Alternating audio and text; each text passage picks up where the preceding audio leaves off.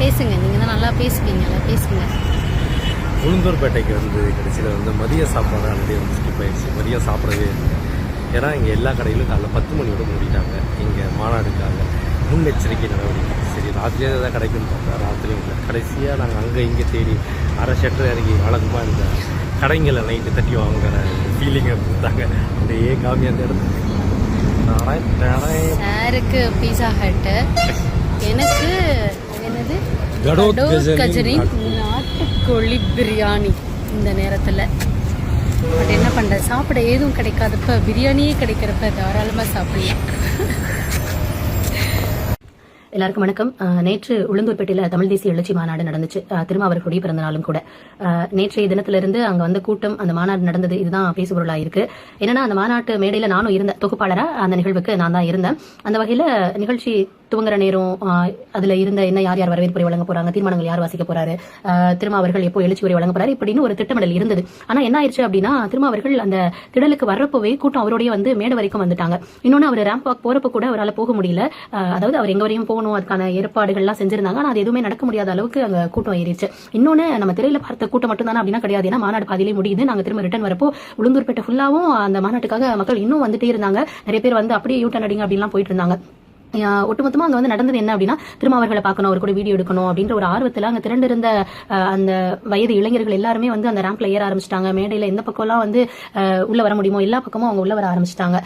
திரும்ப அவர்கள் அந்த மேடைக்கு வந்ததுல இருந்து அவர் அந்த கூட்டத்தை கட்டுப்படுத்துறது, அவங்க எல்லாரையும் அமைதிப்படுத்துறது அப்படின்றதுலதான் அவருடைய பணி இருந்தது.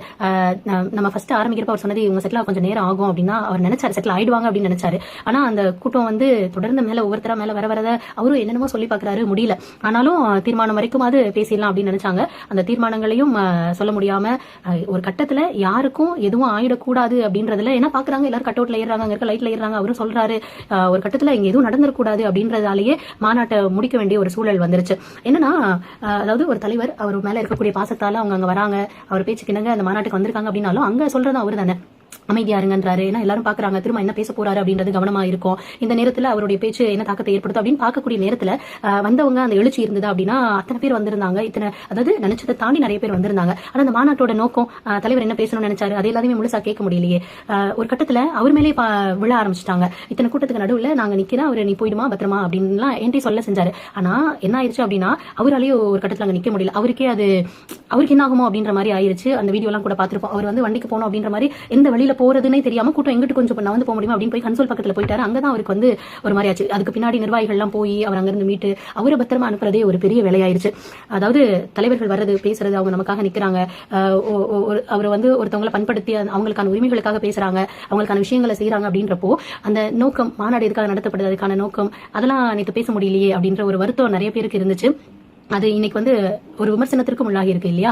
அதாவது எத்தனை பேர் வந்தாலும் அதை வெற்றிகரமாக தலைவருக்காக செஞ்சு முடிக்கிறோம் அப்படின்றதே அதான வெற்றி, முழுமையான வெற்றி. அவரை வந்து பாவம் இங்க போறாரு அங்க போறாரு, நேற்று அவரோட பிறந்த நாள் கூட அந்த வயசுல அந்த மனுஷன் எல்லாரையும் அமைதியா இருங்க, உட்காருங்க அப்படின்னு சொல்றதை தாண்டி அவராலேயும் ஒரு கட்டத்துல முடியல அப்படின்றது எவ்வளவு வருத்தமான ஒரு விஷயம். அவர் பத்திரமா போனதே பெரிய விஷயமா இருந்தது. அதாவது தலைவர்கள் மக்களை சந்திக்கிறது, மக்கள் அங்க வர்றது, அவங்களுக்காக பேசுறது, என்ன செய்ய போறாங்க, என்ன பேச போறாங்க, இதையெல்லாம் தாண்டி வரக்கூடிய காலத்துல எல்லாருக்குமே இருக்கக்கூடிய சவாலா இந்த கூட்டத்தை எப்படி கட்டுப்படுத்துறது அப்படின்றதுதான் மாறி நிக்கிதோ அப்படின்றதான் நேத்து நிகழ்வுல நம்ம பார்த்தது.